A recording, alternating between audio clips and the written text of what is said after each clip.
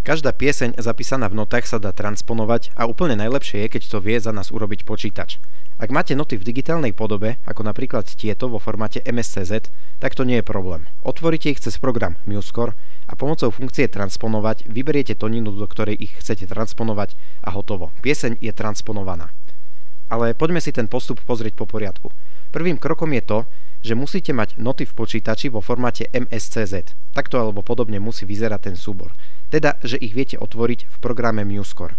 Ak máte noty v PDF formáte, ako napríklad tieto, tak to vám nepomôže. Musí to byť funkčný notový súbor a nie oskenovaná strana. PDF je v podstate mŕtvý súbor. Ako sa teda dopracovať k notám vo formáte MSCZ? Sú dva spôsoby, buď cez stránku musescore.com alebo cez aplikáciu LibreScore. Na musescore.com, okrem toho, že z tejto stránky si viete stiahnuť software MuseScore, je to zároveň aj stránka, kde si viete stiahnuť tisíce rôznych partitúr celého sveta, len prístup k tejto databáze je spoplatnený, čo sa nie každému páči. Preto je tu druhá možnosť, bezplatná cez aplikáciu LibreScore.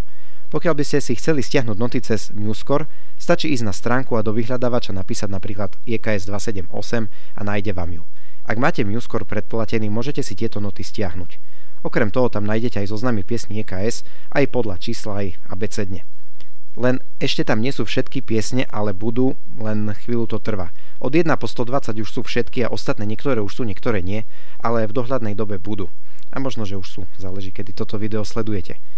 A teraz tá druhá možnosť, LibreScore. Táto aplikácia je bezplatná, len že vraj nevždy funguje.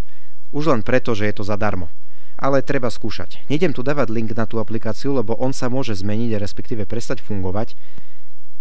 Najlepšie je rovno do vyhľadávača napísať LibreScore, nie .com, iba čisto len to slovo. Mne to išlo stiahnuť cez GitHub, tam kliknete buď priamo na LibreScore app, alebo na tento odkaz, tam nájdete LibreScore app a stiahnete ju priamo odtiaľ, podľa toho, čo máte, ja mám Windows. Nainštalujete ju a otvoríte.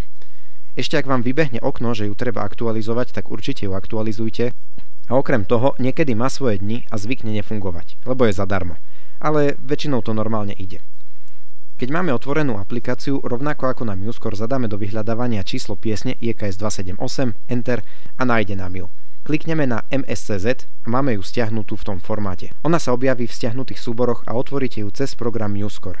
Ten tiež musíte mať stiahnutý, inak to nejde.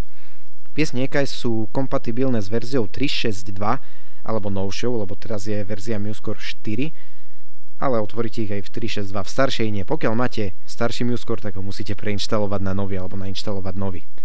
A už keď to máte otvorené, pozor, nemôžete mať označený žiaden takt, lebo potom to transponuje iba ten jeden takt. Treba kliknúť niekde vedľa, kliknete na nástroje, transponovať a vyberiete tóninu. Ona sa to ešte pýta, či chcete transponovať nahor alebo nadol, ale primárne je tam zakliknutá možnosť k najbližšiemu tónu. Potvrdíte OK a tá pieseň je transponovaná. Niekedy to môže tú pieseň rozhodiť, ak sa s novým predznamenaním nevojde na papier, že veľkosti tam nesedia. Potom treba len upraviť nejak veľkosti, okraje stran, lebo proste niekedy sa to s tým novým predznamenaním nevojde. V našom prípade nám to akurát tie čísla riadkov potlačilo úplne k čiare, lebo zmizli tie 3 Bčka. Ak je niekto perfekcionista, môže sa s tým pohrať, lebo niekedy to trochu môže rozhádzať. A hotovú partitúru si môžete vytlačiť alebo exportovať do formátu PDF.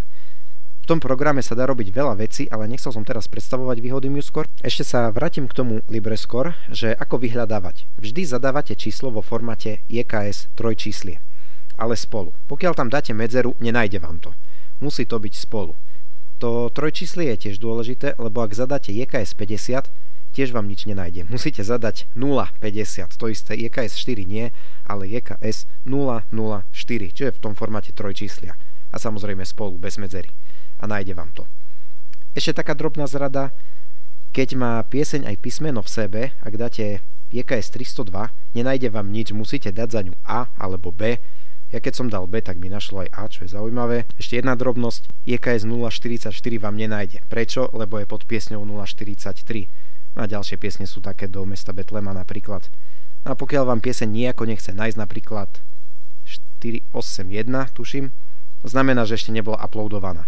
Tak skúste to na budúce. Adventné a vianočné piesne už sú a ostatné budú čoskoro k dispozícii. Okrem toho, že sa s digitálnymi notami lepšie pracuje, sú v oveľa väčšej kvalite a čitateľnejšie ako sken v PDF verzii.